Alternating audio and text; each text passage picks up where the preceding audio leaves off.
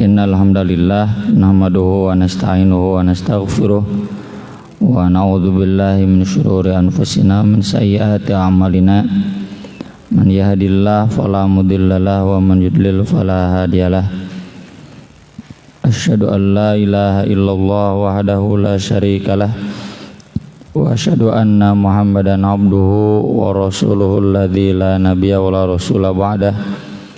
Sallallahu wasallam alaihi wa ala alihi wa sahbihi wa man tabi'ahum bi ihsan, amma ba'du. Kajian kita saat ini masuk pada babul hathi alal khusyu'i fi shalah, anjuran untuk khusyuk di dalam sholat. Ini biasanya masuk wilayah akhlak ya, tidak wilayah fikih, tapi memang dimasukkan dalam Bulughul Maram yang kaitannya dengan fikih. Jadi kalau mau kaitannya dengan akhlaknya itu ada banyak di kitab-kitab lain, di Riyadhus Shalihin dan semacamnya ya. Madarijus Salikin banyak dibahas bagaimana mencapai khusyuk. Khusyuk itu arti asalnya tunduk, takut, baik secara batin ataupun lahir.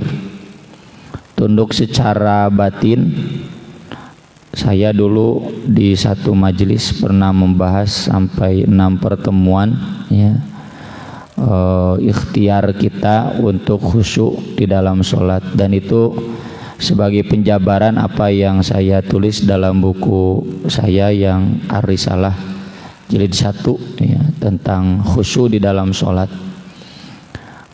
Intinya adalah bagaimana kita meningkatkan kualitas zikir. Kualitas zikir di dalam sholat erat kaitannya juga dengan kualitas Quran kita, karena di dalam Al-Quran kan ayat terakhir juz 20, watlu ma uhiya ilaika minal kitab wa aqimis sholah inna sholata tanha anil fahsyai wal munkar wala dzikrullahi akbar.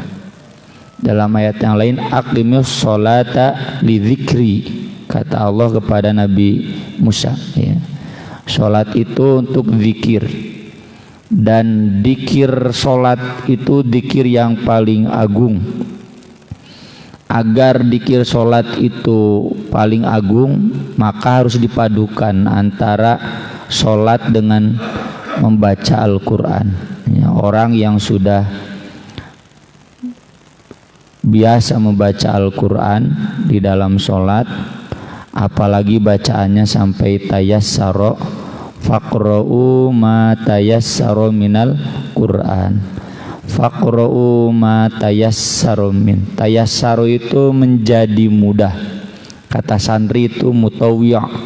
Mutawwi' itu akibat. Jadi bukan dimudahkan bacaannya, tapi bagaimana agar Al-Quran itu mudah dibaca. Dan konteks membaca Al-Quran itu adalah membaca lewat hafalan, bukan lewat teks, meskipun boleh membaca lewat teks ya, khususnya di sholat-sholat yang memang disunahkan panjang, yaitu sholat tahajud ya.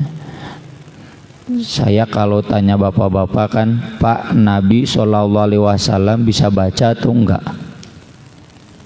Bisa baca enggak? Enggak. Berarti Nabi tara maca Quran.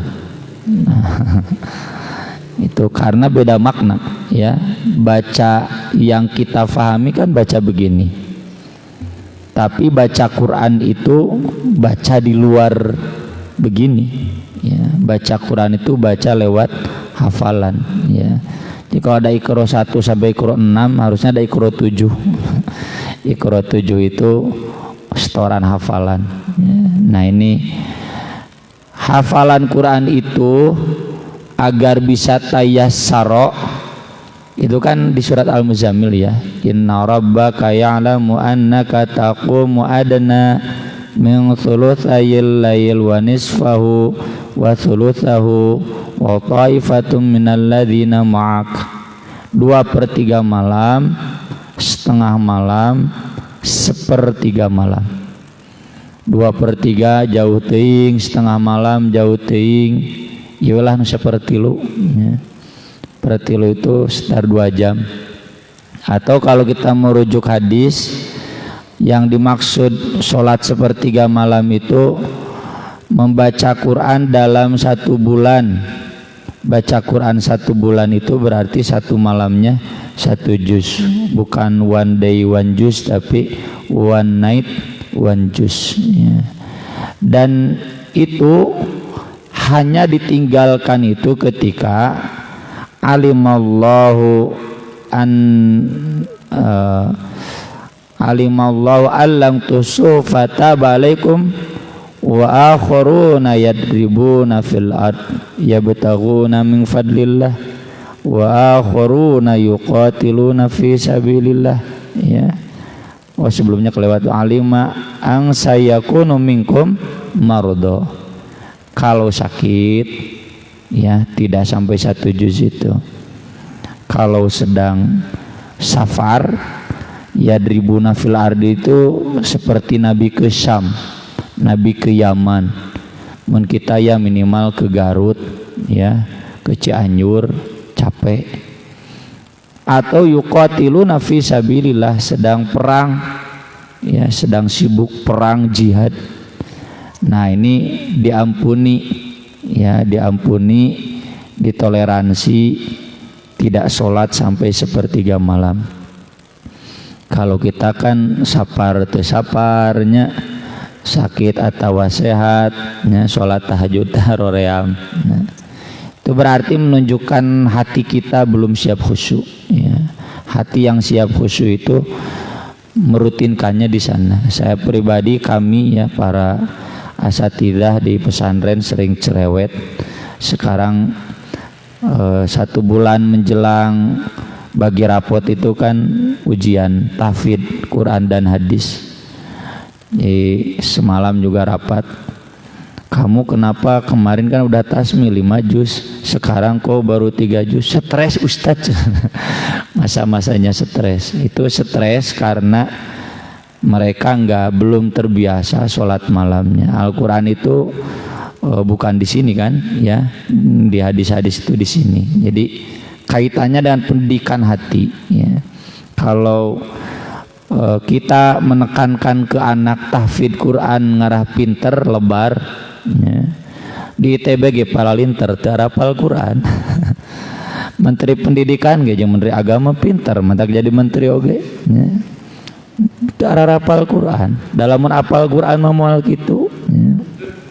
Nah itu jadi kita mendidikkan ya, menghafal Quran itu bagian dari zikir, dan ini untuk mengkondisikan hati kita senantiasa zikir kepada Allah.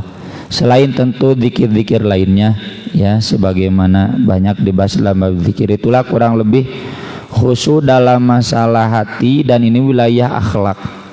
Lalu ada khusyuk lahir ya, fisik. Nah ini wilayah fikih ya. Kenapa Ibnu Hajar di sini menyebutkannya anjuran? Karena memang secara umum ini hukumnya sunat, tidak sampai wajib. Yang kalau dilanggar tidak sampai batal sholatnya ya. Di beberapa, tapi beberapa ada yang sampai batal. Hadis yang pertama di kitab saya di HP nomor 236, an Abi Hurairah radhiyallahu an qala naha Rasulullah sallallahu alaihi wasallam an yusalliyar rajulu muhtasiran. Rasulullah sallallahu alaihi wasallam melarang seseorang salat sambil melak cangkeng ya, tolak pinggang. Wa ma'nahu, maknanya an yaj'ala yadahu ala khosiratihi, dia menempatkan tangannya di pinggangnya begini. Sok, jangankan sedang sholat pak, bapak berdiri sambil begini, ya khusyuk ya, balaga ban ya. Jadi jauh dari kesan khusyuk ya, nggak boleh. dan nanti dijelaskan dalam bab sifat sholat harus di atas dada. Sok santri juga atau siswa kan rapi itu kan sidakep, ya, sidakep, sedekap, ya. Itu menunjukkan kehusuan, menunjukkan khidmat, ya.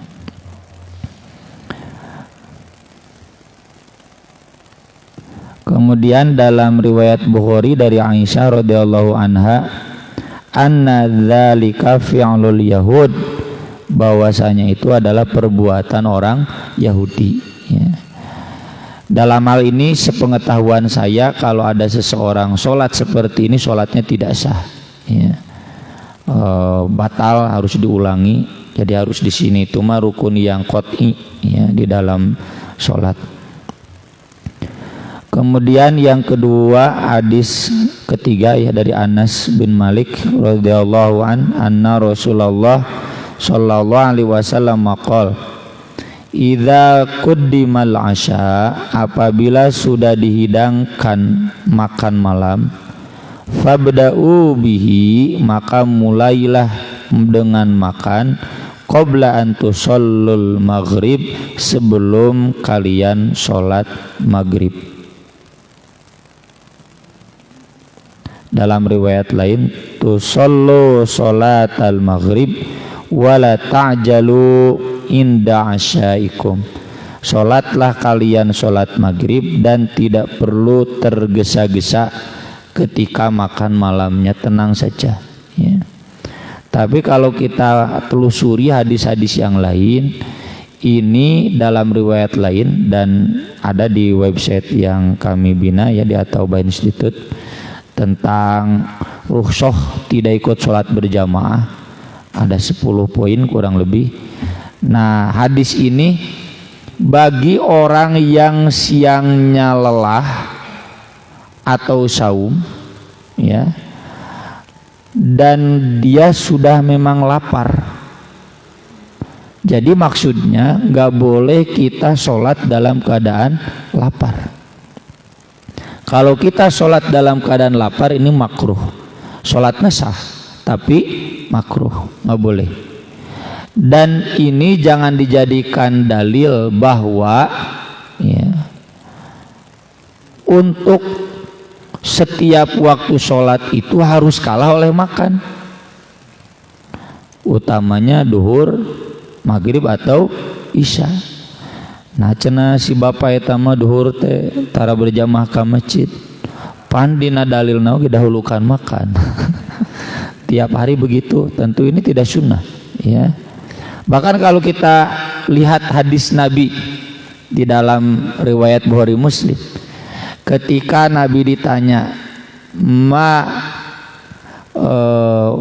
makana yasnaun Nabi sallallahu alaihi wasallam fi ahli, kepada Aisyah, bagaimana sih Nabi sehari-harinya di keluarganya?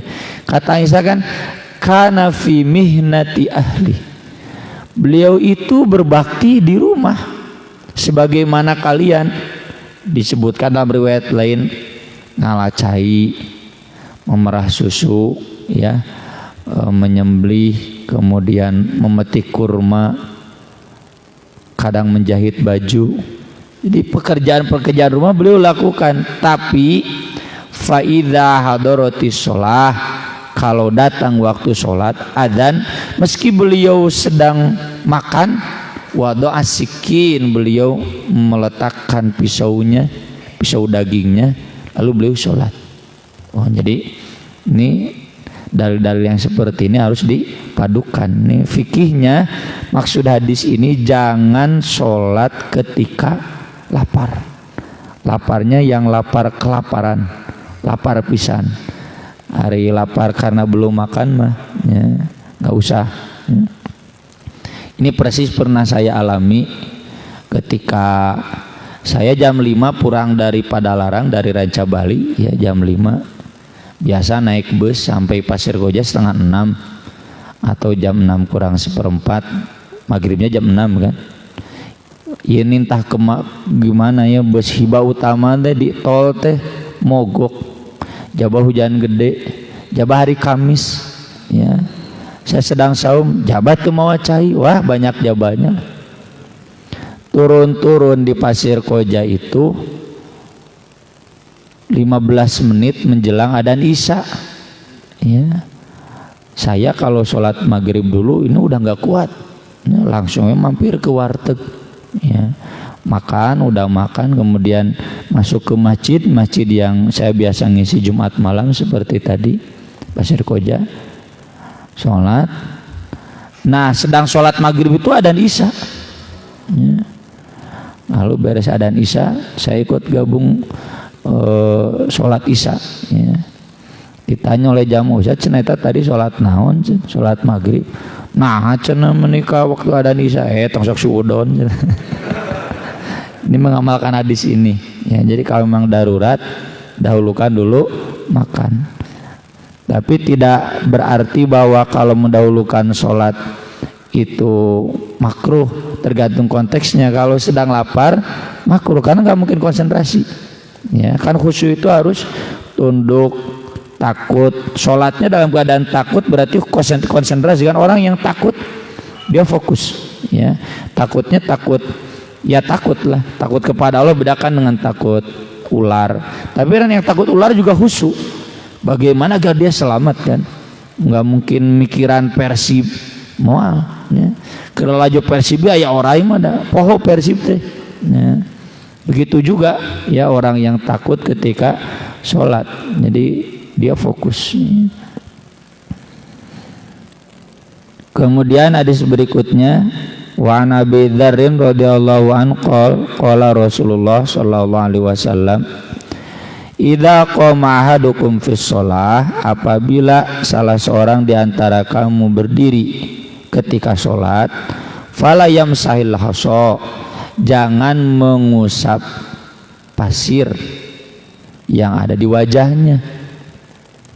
Kan zaman Nabi lantainya lantai pasir, ya, tidak kayak marmer begini, tidak ada tikar, tidak ada karpet, lantainya lantai tanah.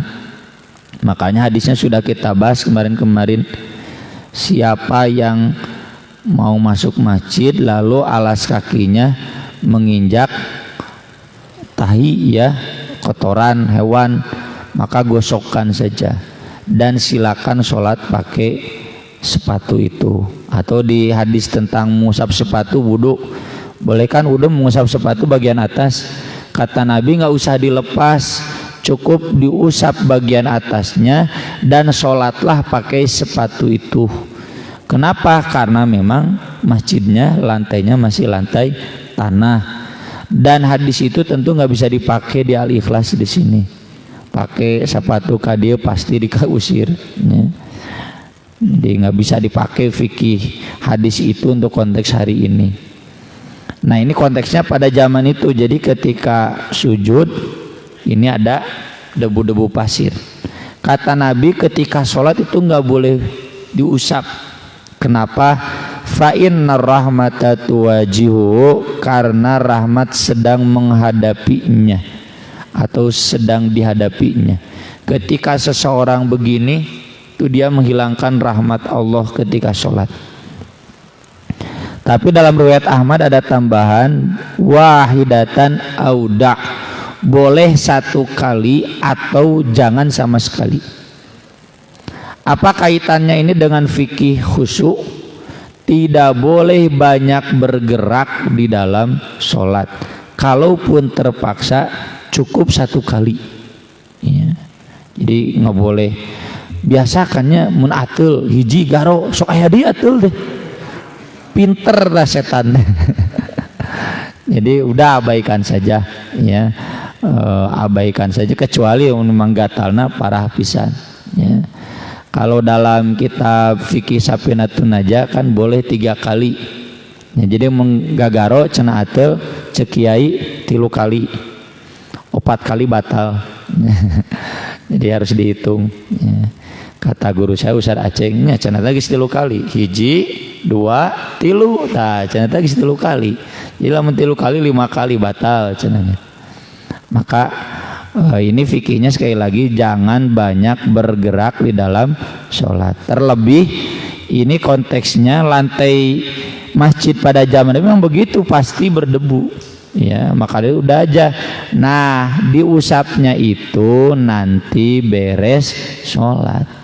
Makanya beres sholatnya para sahabat begini kulantaran kotor. Kalau di Al-Ikhlas begini perlu nggak?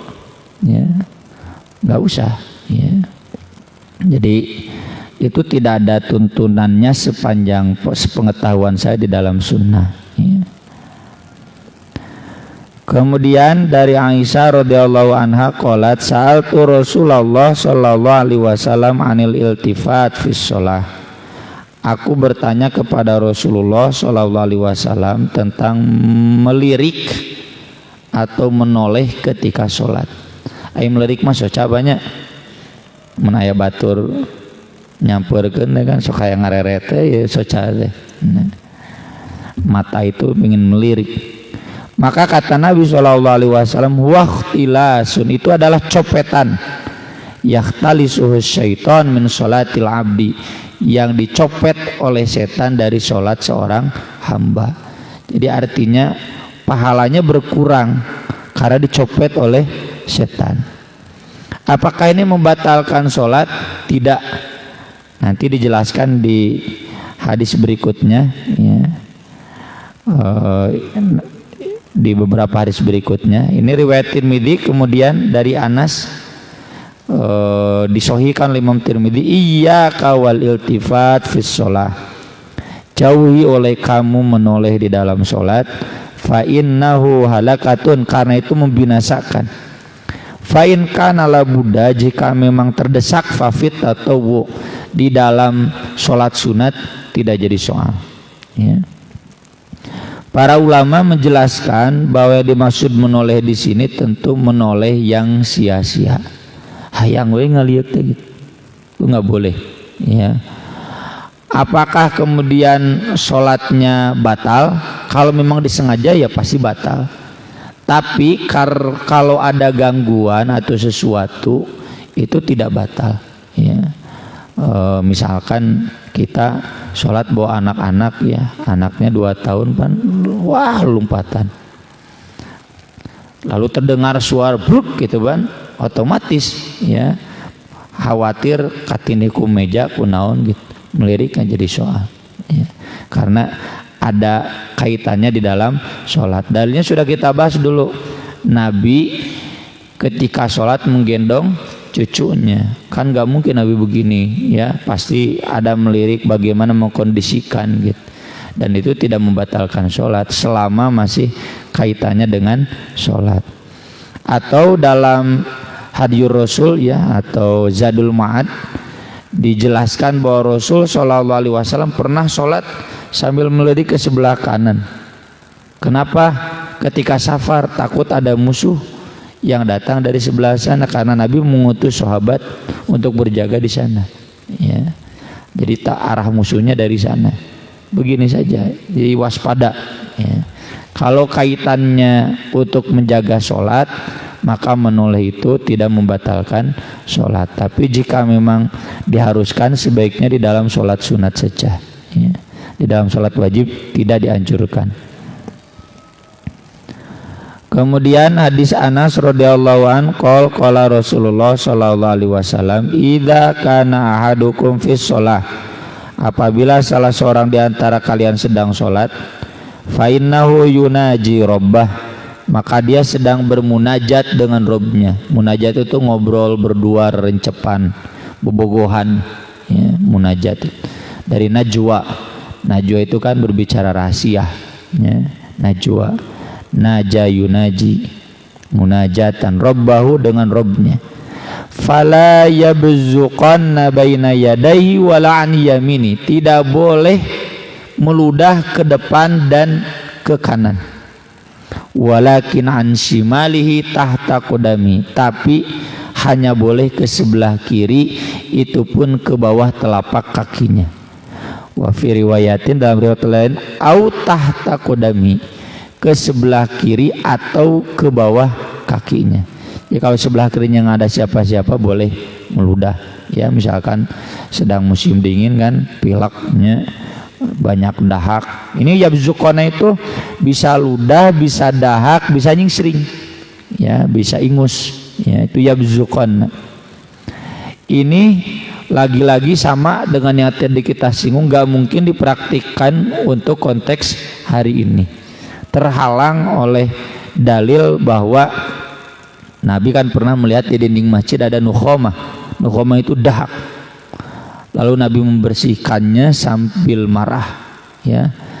Nanti di dalam bab masjid ada. Ini mengundang laknat, ya. Jadi satu sisi kok di sini Nabi menyuruh meludah ketika sholat di masjid, di sisi lain Nabi melihat dahak, Nabi marah. Nah, berarti fikihnya itu karena zaman Nabi dulu lantainya lantai pasir, ya, padang pasir. Jadi menyiduh ke bawah kaki digosok bisa, dan kakinya juga kan pakai alas kaki, jadi bisa. Nah, yang Nabi melihat dahak itu di dinding masjid, ya, kotor kan, jijik, ya. Terbayanglah orang Arab itu kan, kata Allah dalam al-a'rabu asyaddu kufra wa nifaqo, paling keras kufurnya, paling keras munafiknya. Jadi kalau kita tahu misalkan, ya, satu kampung ini paling keras tabiatnya, nah orang Arab itu lebih keras lagi gitu. Jadi lebih keras, kurang beradab, ya. Mun aya di orang ini kurang beradab gara-gara teu sakola, teu ngota, ngampung pisan misalnya. Bukan berarti saya menghina orang kampung tidak beradab, ya. Cuma misalkan seandainya dan seperti itu. Nah, orang Arab itu lebih begitu, ya. Makanya hadisnya pernah dibahas juga, datang ke masjid kecewer di masjid, ya. Kencing di masjid itu menunjukkan kekurang adaban, dan terbayang, ya, bagaimana Nabi mendidik mereka, ya. Persis seperti yang kami rasakan mendidik santri di Sakan, di asrama, unggal poe, unggal usik, unggal menit, ya, nyarekan kumaha ngarah beres, komo Sakan RG asrama laki-laki, wah, ya, bapak gamenya gaduh murang kali pambagat banyak panese bisa di bapatan teh gitu. Nah, Nabi itu juga begitu kurang lebih. Nah, dengan fikih itu berarti nggak boleh intinya mengotori masjid. Maka hadis ini dalam konteks hari ini nggak bisa diamalkan meski di Masjidil Haram. Kalau begini bagaimana tuh?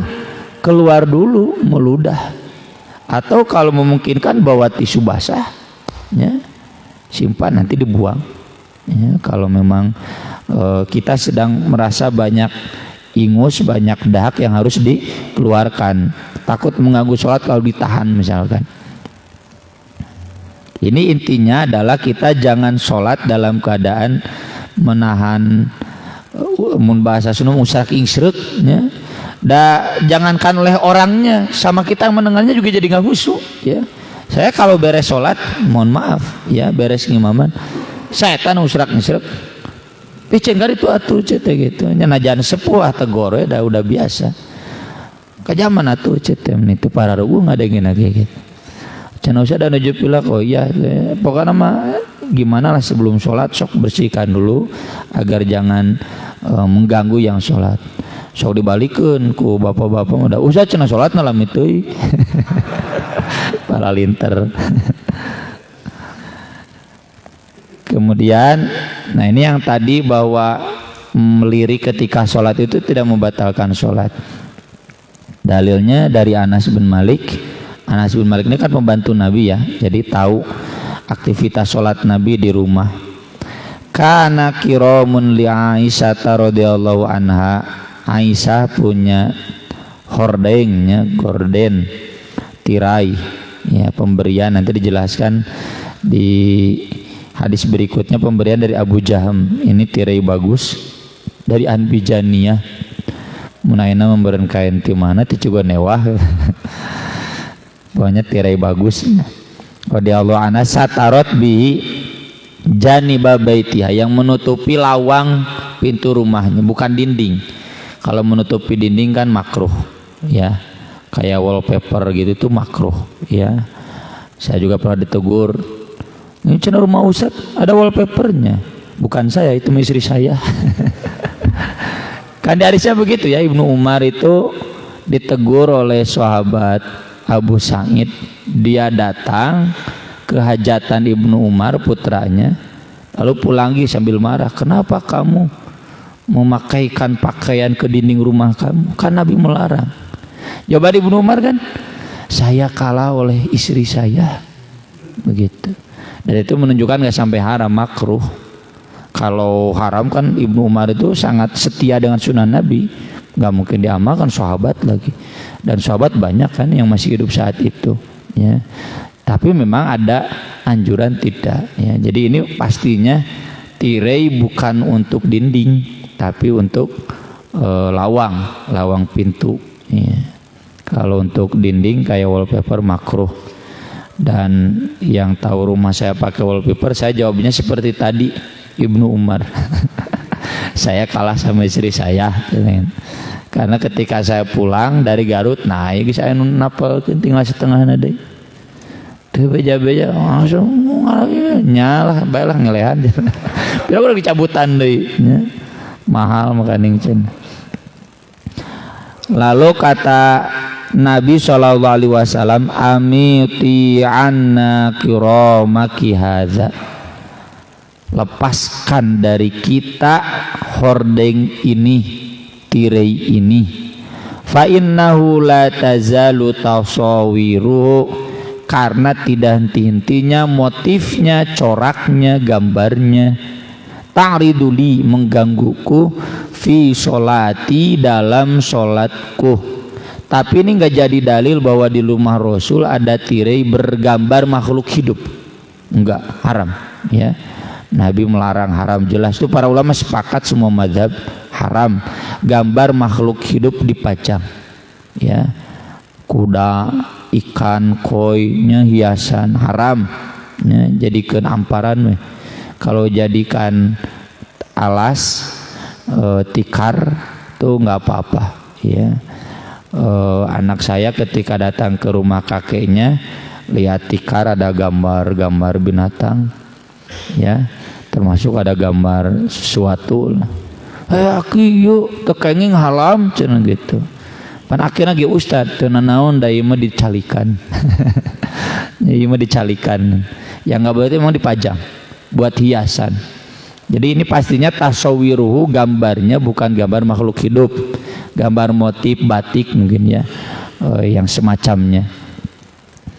Nah, ini jadi dalil berarti ketika sholat jangan ada motif-motif yang mengganggu sholat, ya.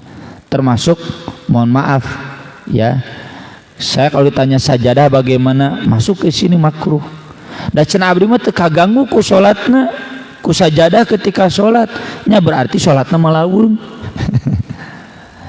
Tapi cenah da memang ini adanya benar, silakan. Kalau sampai batal enggak, buktinya ini Nabi sholatnya tidak diulangi, ya. Nabi terganggu tapi Nabi tidak mengulangi, ya. Saya pribadi kalau datang ke masjid-masjid, sajadah imamnya bermotif itu digulungkan. Bahkan ada masjid-masjid yang tahu jadwal saya, misalkan khotib Jumat, jadwal saya sudah sholat sunat, langsung digulungkan ku marbot teh, simpen di belakang mimbar, ya. Sudah ada yang tahu karena saya anti sajadah motif, ya. Pernah ada yang ngasih dulu di masjid saya yang ketika bujangan, sajadah karpet banyak, nyano aya gambar sakarpet tapi motif. Beliau mau pindah rumah, ngasih hadiah ke masjid. Saya bilang gulungkeun, simpan ka luhur, jangan kegiatan remaja. Saya cenah kieu daripada ngaganggu sholat gitu, kan. Kalau enggak, nah ini dari berikutnya, wattafaqu ala haditsya fi qissati an bijaniya bijam wa fihi fa innaha alhatni fi shalah, ya, menggangguku dalam sholat. Nah, ini kelanjutannya di dalam riwayat lain, di catatan kaki di kitab saya ada, idhabu bi khamisati hadhi la bijahmin wa tuni bi an bijaniya bijam, ya. Bawa lagi ini ke Abu Jaham, ganti dengan yang tidak bermotif, ya. Saya pun begitu, saat tuh kaditu bejakeun ka bapa numerina jangan ngasih yang bermotif ya. Termasuk sarung ya, kalau memang terganggu, tapi saya pribadi karena belum menemukan sarung polos ya, nyasar tetangga kanu sarung batik.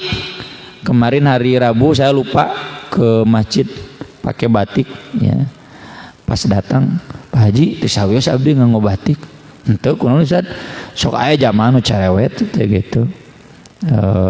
Terganggu sunnahnya kan baju polos gitu ya, batik mah jangka undangan mengganggu sholat. Enggak cenah Pak Ustaz di sini mah alhamdulillah.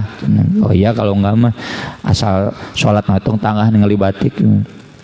Jadi ini meskipun tirai di hadapan kan, tapi Nabi merasa terganggu, apalagi ini yang ada di bawah. Sebisa mungkin semua motif-motif yang bisa mengganggu pandangan, konsentrasi ketika sholat itu dihilangkan. Meski tadi sholatnya tidak menyebabkan tidak sah karena Nabi tidak mengulangi sholatnya. Selanjutnya dari Jabir bin Samurah radhiyallahu an qala Rasulullah sallallahu alaihi wasallam la yantahiyanna aqwam, daklah berhenti kaumun orang-orang yarfaun absarahum ila shalah, yang menengadahkan penglihatan mereka ke langit ketika sholat, au la tarju ilaihim, atau tidak kembali lagi itu penglihatan. Di zaman Nabi aya nu salat teh kieu gitu tangah enggak boleh itu. Kata Nabi muntah cenah mau balik deui moal tungkul di tangah we terus. Artinya ini peringatan keras ya. Enggak boleh dilakukan. Kalau dilakukan gimana? Kalau memang sengaja dia begini itu batal, harus balikan lagi karena Nabi keras peringatan.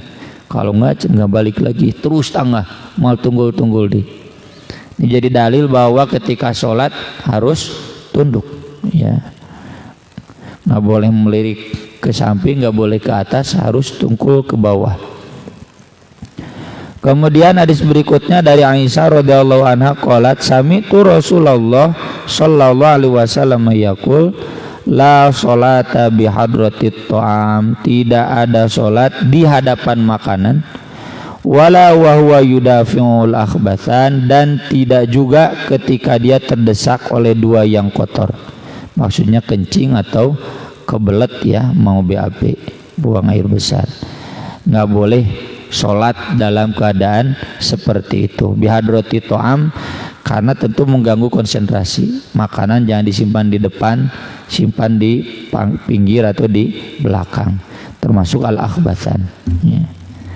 Ini saya senang mau kencing tapi masih kuat nahan, ya nggak apa-apa. Kalau masih kuat nahan yang sampai udah nggak bisa ditahan lagi ya, jeung jeurieun naonnya, itu nggak boleh.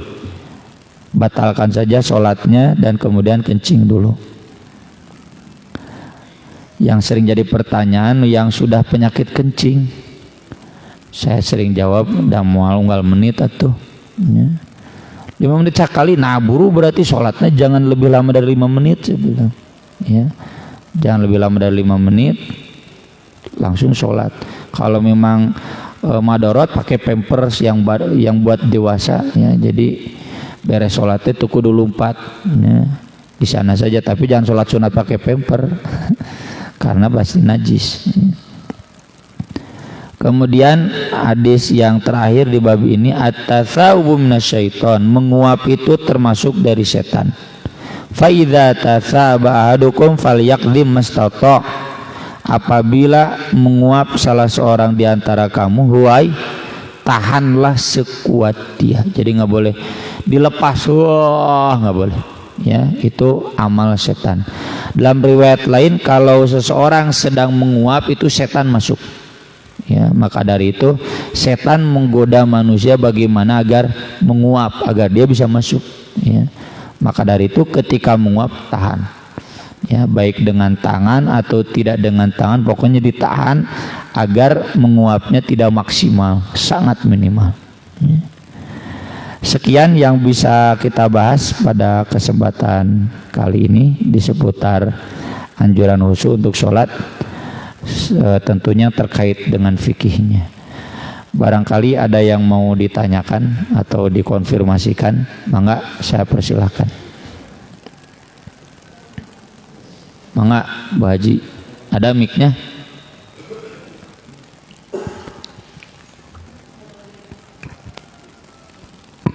Ada Bu.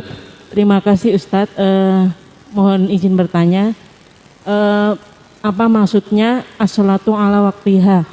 Apakah sholat yang teng waktunya atau ada rentang waktu, misalnya maghrib ya sampai jam berapa gitu? Terima kasih. Ala itu begini Bu, ini HP, ini ala, nempel. Kalau fauko begini, ada jarak. Ala itu nempel. Dia nempel di waktunya. Makanya di Bulughul Maram Ibnu Hajar pilihnya bukan yang ala. Kalau ala riwayat Bukhari. Kalau di Bulughul Maram Ibnu Hajar pilih riwayat lain. Kalau nggak salah Ibnu Hibban, fi awali waktiha, di awal waktunya. Itu kan cina sekedar afdol, iya, tapi tidak kemudian menyebabkan menurunkan kewajiban jadi sunat. Contoh, ada kan hadis-hadis tentang afdolnya saum Ramadan, banyak kan? Apakah kemudian menyebabkan status saum Ramadan afdol tidak wajib? Ya, nggak wajib. Ya. Dan sholat di awal waktu berdasarkan dalil-dalil yang lain. Jelaskan fawailul lil musallin alladzina hum an sholatihim sahun. Sahun itu banyak makna, diantaranya waktu. Ya. Orang yang dia bisa sholat di awal waktu lalu sengaja tidak di awal waktu dengan berbagai dalih, itu celaka. Celaka artinya doraka. Ya, kalau dosa berarti haram. Ya. Begitu. Ini kan di hadis-hadis ini Nabi menganjurkan ya bagaimana agar sholat betul-betul khusyuk di awal waktu. Tadi Nabi sedang makan pun simpan dulu pisaunya, Nabi sholat dulu. Begitu Bu Haji. Yang lain enggak?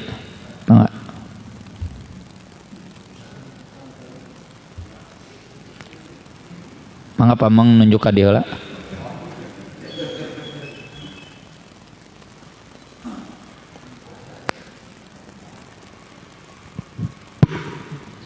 Ustaz, mau bertanya, bagaimana hukum memejamkan mata ketika sholat dengan alasan itu lebih khusyuk, Ustaz? Minimal apa? Ketika membaca surat ya atau ayat gitu ya. Mana Ustaz? Tidak ada dalil yang melarang memejamkan mata, tidak ada dalil yang memerintah harus membuka mata. Maka dikembalikan kembali dalilnya. Kalau nggak ada dalil, al aslu bara'atud dzimah, al aslul adamu. Kalau al aslul adamu berarti nggak ada tuntutan. Mau pejamkan mata, mau terbuka mata, silakan, yang penting khusyuk. Dan masalah memejamkan mata lebih khusyuk tergantung. Seperti saya perhatikan santrinya, anu ngapalkeun Quran ku gorowokan. Ya pagi-pagi we kitu geus rame. Oh ceute juga kebakaran wae. Saya cenah kamu teu kieu saya apal. Aya nu cicing bari ngalamun gitu. Keur naon ngalamun ngapalkeun Ustaz. Itu tergantung gaya ya. Kalau saya pribadi tidak senang dengan berteriak ya menghafal itu. Senangnya diam saja, lebih khusyuk. Nah, demikian juga sholat. Ada yang dengan memejamkan mata lebih khusyuk, ada juga yang tidak. Kalau saya pribadi enggak, justru konsentrasi itu ketika mata kita terbuka. Ya. Mata terbuka itu sambil berpikir bacaan sholat, hafalan sholat. Jadi tergantung ya, tidak bisa dipastikan juga bahwa memejamkan mata lebih khusyuk, tergantung style orang masing-masing. Enggak.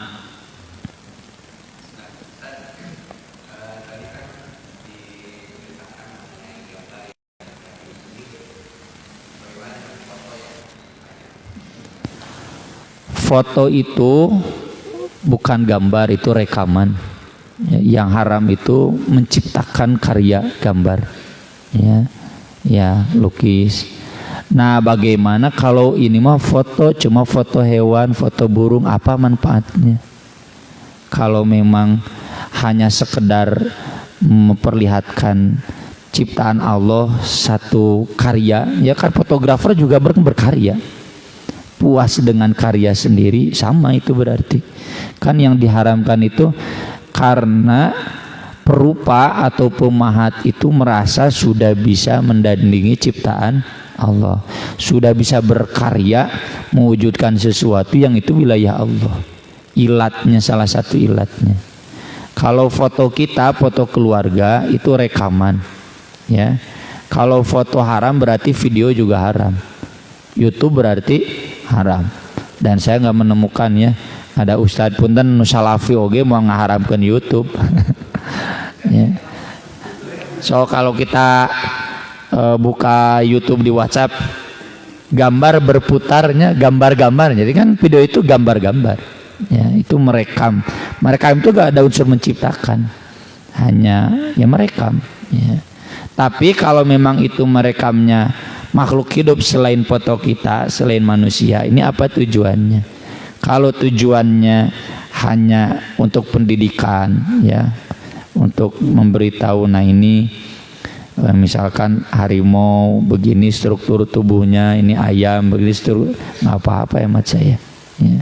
Terlebih dalam konteks pendidikan itu dibolehkan, ya.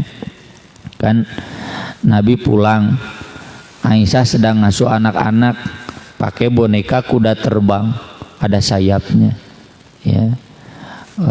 Lalu disimpan, kata Nabi, ini kenapa ada boneka-bonekaan di sini? Oh itu cenah buat ngasuh anak-anak, mun aya nama beren Aisyah teh guru playgroup, ya.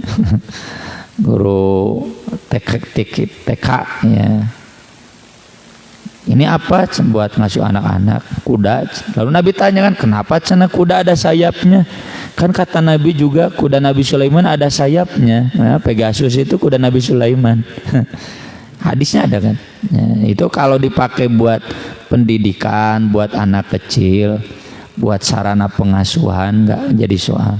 Maka kalau saya ditanya ini gambar di buku, ya, atau karikatur, ya, karikatur, ya sebisa mungkin nggak ada yang makhluk hidup, tapi kalau memang terdesak harus nggak apa-apa sebagai bagian dari pesan, ya, bukan untuk gaya-gayaan, bukan karya seni kan, bukan untuk dipajang, bukan.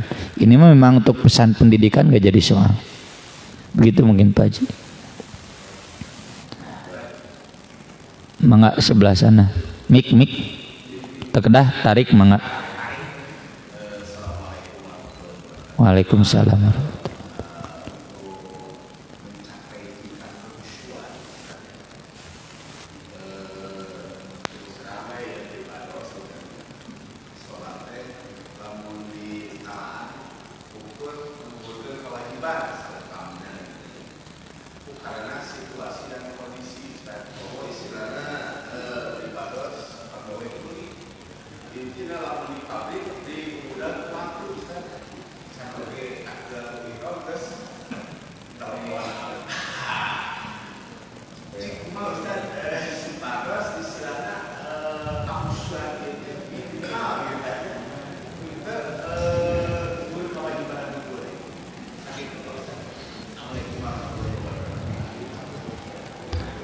Ya, kalau Bapak terus terang, saya juga harus terus terang, ya.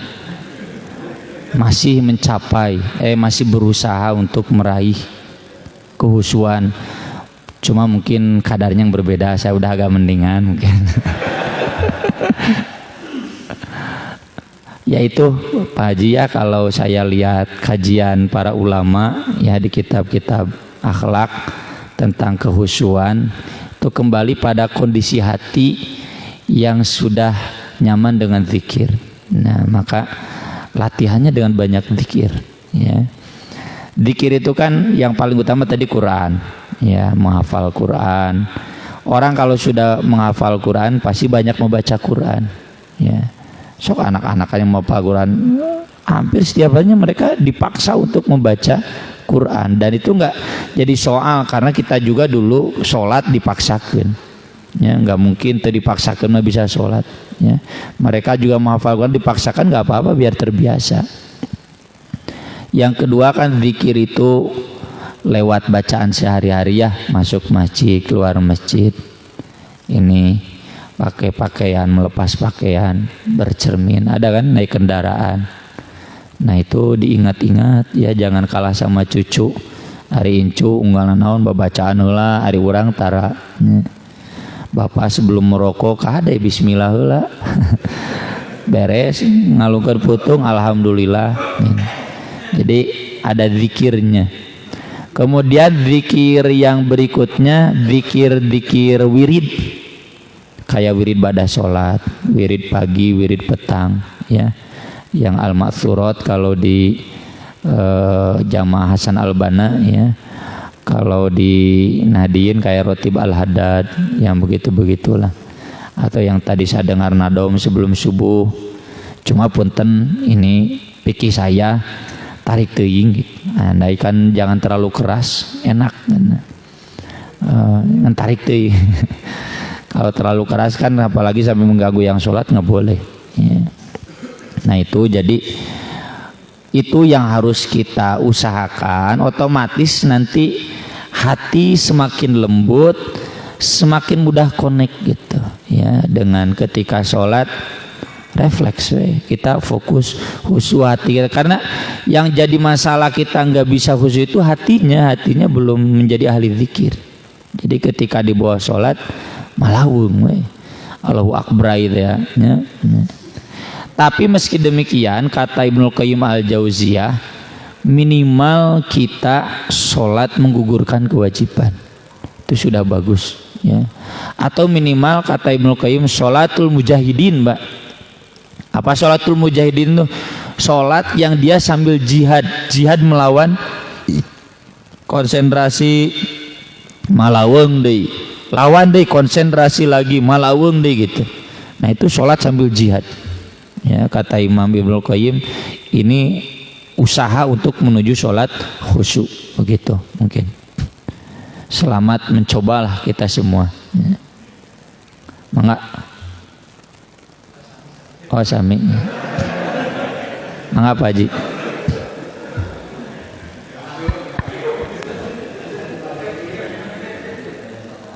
Mangga tes upami ciri-ciri khusus secara johir apa Ustaz? Merasakan apa atau seperti apa? Apakah tidak mendengar sesuatu atau gimana? Oh enggak ya, kalau sampai tidak mendengar sesuatu, ada ular di patuk dia masih tetap sholat, enggak. Hadisnya kan kemarin bunuhlah dua yang hitam, tikus dan ular. Jadi ketika sholat Nabi sholat sambil menggendong cucunya, disimpan biasa. Jadi saya memang pernah menerjemahkan ya kitab sholat khusyuk para ulama salaf, tapi ada beberapa riwayat yang hemat saya kurang bisa dipertanggungjawabkan. Di antaranya tadi ya, sampai ketika dipatuk ular pun tidak terasa asa kabina-bina gitu. Nabi juga nggak begitu kan, Nabi menganjurkan melaya warai mapayahan ya, meski sedang sholat. Apa rasanya secara fisik? Secara fisik tadi kita sholat tunduk ya, tunduk itu menunjukkan konsentrasi. Secara hati kita merasakan takut kepada Allah, begitu saja. Saya kan tadi analogikannya orang keralajo persib ujuk-ujuk misalkan aya ular, takut kan poh persib gitu. Atau melihat sesuatu yang membahayakan pada anak atau cucu kan kita langsung sigap. Nah itu khusyuk itu begitu. Jadi dengan menjadikan sholat sebagai satu-satunya yang dipentingkan ya ini memang jangankan kita nih, para ulama salaf saja ya, saya tulis di buku saya yang Ar-Risalah itu, tidak ada satu hal pun yang paling berat bagi kami kecuali berjihad menuju khusyuk sholat. Jadi kalau kita masih sangat susah, jangankan kita, para ulama pun susah. Ini mah rahasia bersama lah ya. Tapi minimal tadi kita ada kata Imam Ibnu Qayyim sholat wa jihad ya, dalam sholatnya kita berjihad, berusaha insyaallah. Dan ini puntennya bapak-bapak kan pencinta Persib ada ya, Cina mengelola jo Persib husut khusyuk kan, konsentrasi gitu. Diajak ngobrol ku si ibu ge, Pak, hari kunci motor mana, Pak cenah gitu. Gitu. Itu saking fokusnya, karena kita menikmati, karena kita sayang ini Persib, jadi tontonan bikin kabar si khusyuk. Ini pohonan naon we. Kegiatan bahkan adan gitu kadengi. Parah nama. Mangga.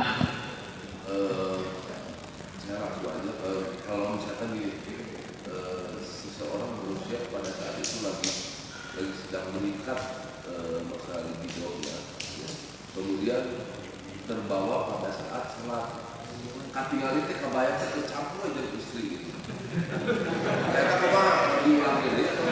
Tidak Pak Haji ya, lamunan-lamunan seksual ya tidak membatalkan sholat, asal kita tidak sampai keluar madri. Pak Haji keluar madri itu, kalau keluar madri mah batal ya, harus wudu, harus dibersihkan madrinya. Keluar mani mah mal mungkin. Jadi kalau sampai keluar madri batal sholatnya. Kalau tidak sampai keluar madri nggak batal sholatnya. Itu kita berjuang saja ya.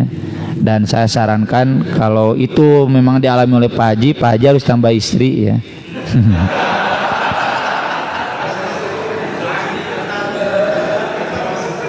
Karena itu maksud pertanyaan Pak Haji ya. Agar ada fatwa resmi katanya.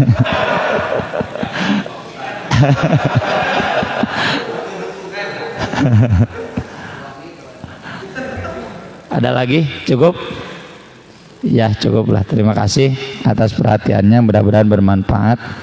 Aku qouli hadza wa astaghfirullah li wa lakum. Subhanallah wa bihamdi, subhanallahil azim, wa sholatu wassalamu ala rasulina karim. Wassalamualaikum warahmatullahi wabarakatuh.